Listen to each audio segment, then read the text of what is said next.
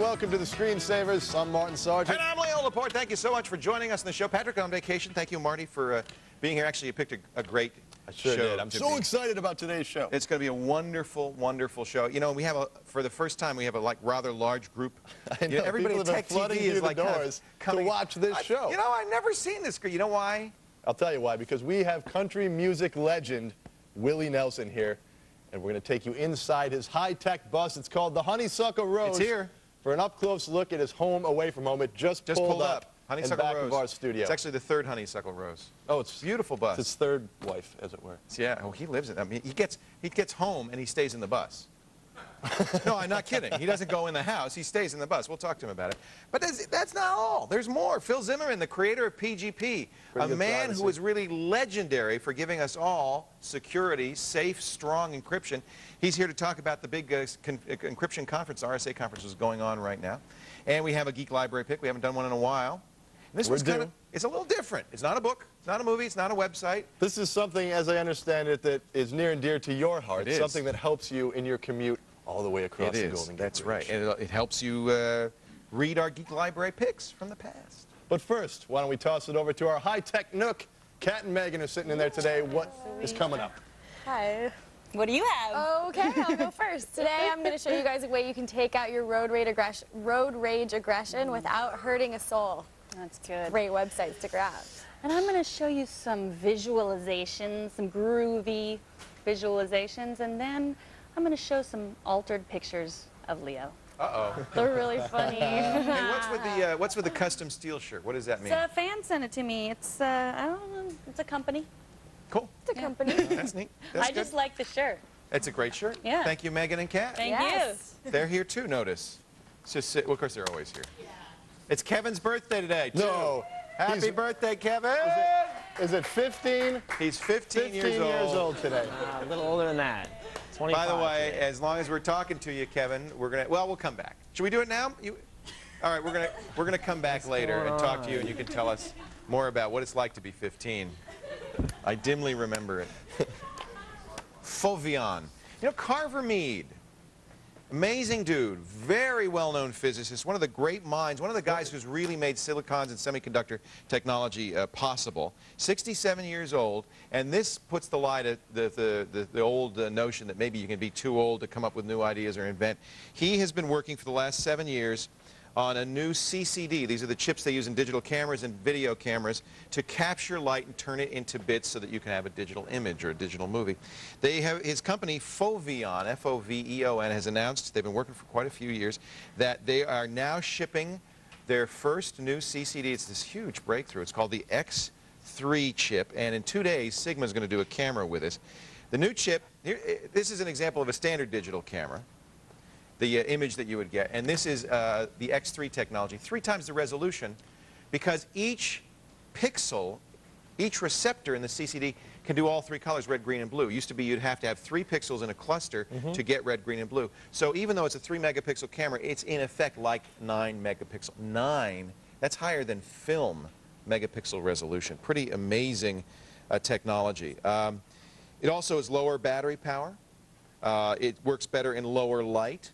This is a real breakthrough. So it's an amazing story. Carver Mead, Foveon chip. We'll have that. We've ordered that camera, and as soon as it comes in, we're going to give you. So they're already in production right now. Yeah, they're making these the Sigma. The chip is shipped, and the Sigma camera comes out in a couple of days. I can't wait to use that. Yeah, I'm finally going to get to start using something other than those disposable things I buy at Walgreens. Well, you know, it's good you've been doing that, because there are a lot of people like me out there going, oh, I just bought a digital camera. Obsolete. This is it. This is it. Don't you hate that? I got a story here from New Scientist magazine, harnessing the power of nearly 1.3 million personal computers. Oxford University over in England has come up with a relatively small pile, about 300,000 possible new cures for anthrax. This is one of those distributed computing applications. That's right. The tests were completed on distributed computing. You know, United Devices, the one that was we've previously mentioned on the show. Megan has showed it a few times, the download today. Well, right now, anthrax can only be treated with antibiotics, and only if it's found very quickly. And this could change all that. New Scientist reports that some users were upset that their PC cycles were being used to find a cure for anthrax, because remember, when you sign up for this, You want to cancer? You're told that you're helping to find a cure for cancer. Well, this is an emergency project, right? That's right. I can't blame them for doing this. And they look, the country was at war. We were under attack. Proof of concept. Look how quickly they did that. Just a matter of weeks, and they were able to come up with 300,000. It was in the license agreement that they would do this. You know, they could change the model that they were using. It's just fascinating to me that in that short time, 300,000 for anthrax. But how long have they been doing this for cancer? It just shows you how difficult. It's much more difficult one. It is for that killer. Question of the day today. Software giant Microsoft. It keeps coming up. There was a story in CNN. Associated Press started it. They noticed that the media player that you use in Microsoft Windows to play back CDs and DVDs was keeping track of everything you watched. And the Associated Press called Microsoft, and Microsoft said, yeah? Yeah. So? What of it? And the thought is, now Microsoft's not uploading that information to Redmond. The thought is, but they could. Why are they keeping track of this stuff? Microsoft has a very credible explanation. We keep track so you don't have to get online each time you play that CD or DVD, and it already knows all the information's already there. That's called caching. So our question of the day, is the media bashing Microsoft? Are they a little too quick to jump on the anti-Microsoft bandwagon? What do you think? Yes, they're a scapegoat, Microsoft. No, they deserve the negative attention. I don't care. I only use Mac and Linux. I'm going to vote C. We're going to talk a little bit more about this issue later. It's a really interesting story. But for now, go read the article up there at screensavers.com, and of course, cast your vote if you think Microsoft is being bashed by other members of the media. Now, Sean joins us on the phone from Louisville, Kentucky. What's going on tonight, Sean? Hey, how you guys doing? We're great. I have a question about Macs. Yes, sir. Are Macs faster than PCs, and what is L3 cache on Macs? You're trying to get us in trouble, aren't you? There's no way we can answer this question without getting hateful email. Every time we take this question. Faster is such a loaded word, Sean. Bottom line, and I'm a Mac fan, probably not. I would say PCs are probably faster. Apple likes to say, don't compare the PowerPC chip in our Macintoshes with the Pentium 3 or Pentium 4 because we're a different architecture. You can't compare megahertz ratings on each chip. And that's actually true. AMD says the same thing about their new chip. You can't buy a chip by megahertz. That'd be like buying a car on horsepower. There's a lot of other factors, you know, torque, the weight of the car.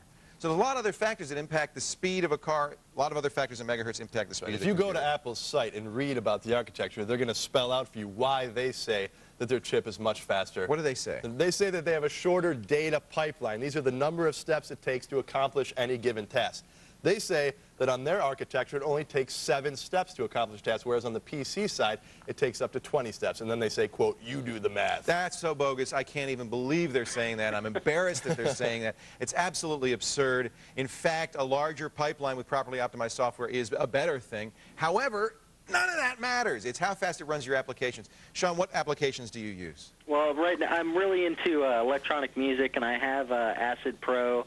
And either one's plenty fast for that kind of stuff. I'm sorry? Either one's plenty fast. You know, the truth is, today's computers, today's 800 megahertz and up computers are fast enough for 99.9% of what you do, unless you're doing rendering 3D graphics, launching rockets to the moon, you know, some really high-end stuff. They're plenty fast. You always say it. You always put it at 800 megahertz. Yeah, 5 to 800 megahertz.